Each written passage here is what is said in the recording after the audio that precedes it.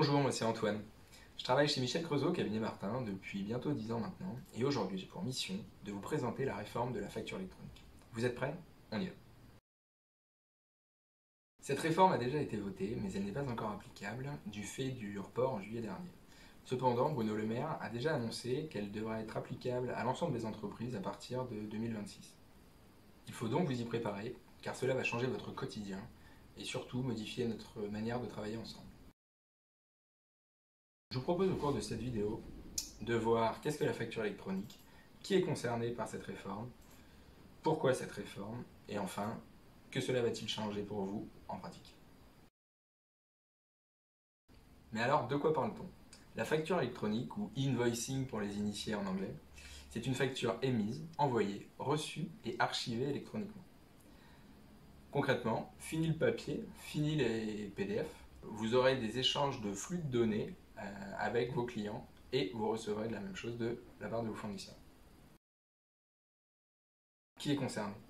Toutes les entreprises, personnes physiques ou morales, établies en France et soumises à TVA, sont concernées par cette obligation de facture électronique. Sont donc hors du cadre, seulement les entreprises non soumises à TVA, comme les professions médicales par exemple.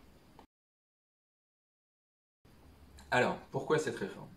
Les 4 objectifs principaux sont la lutte contre la fraude à la TVA, réduire les coûts et les délais de paiement des clients, aider les entreprises françaises dans leur digitalisation et enfin, faciliter à terme les déclarations de TVA.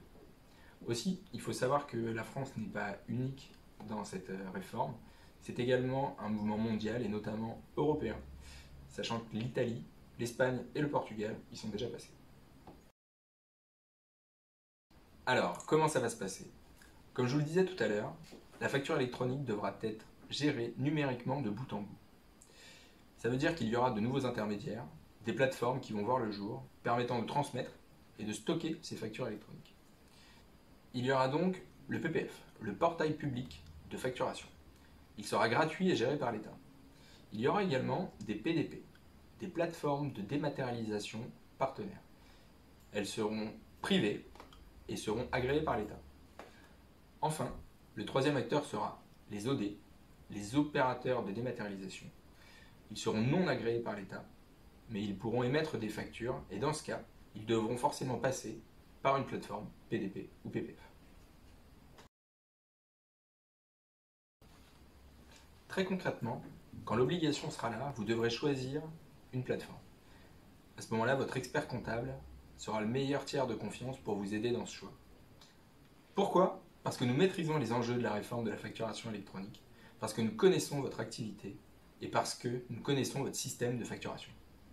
Vous serez libre dans le choix de la plateforme que vous utiliserez. Cependant, nous vous conseillons de retenir quelques règles, alors prenez des notes. Votre plateforme devra être immatriculée par l'État. Elle devra être compatible avec vos outils de facturation actuels, mais également, elle devra vous permettre d'échanger simplement avec votre expert comptable. Alors s'il vous plaît, faites attention. Vous allez être démarché par d'autres acteurs, des PDP. Prenez le temps de nous en parler, de nous consulter. Nous pourrons vérifier ensemble que l'outil correspond réellement à votre besoin et est compatible avec votre secteur d'activité. Et voilà, j'en ai terminé avec ce premier épisode. Si vous avez encore des questions, nos équipes restent disponibles pour échanger avec vous. On vous donne rendez-vous dans notre prochain épisode pour comprendre comment circule la facture électronique et quelles sont les mentions obligatoires. Enfin, dites-nous en commentaire si cette vidéo était claire et si vous avez aimé son format. À bientôt!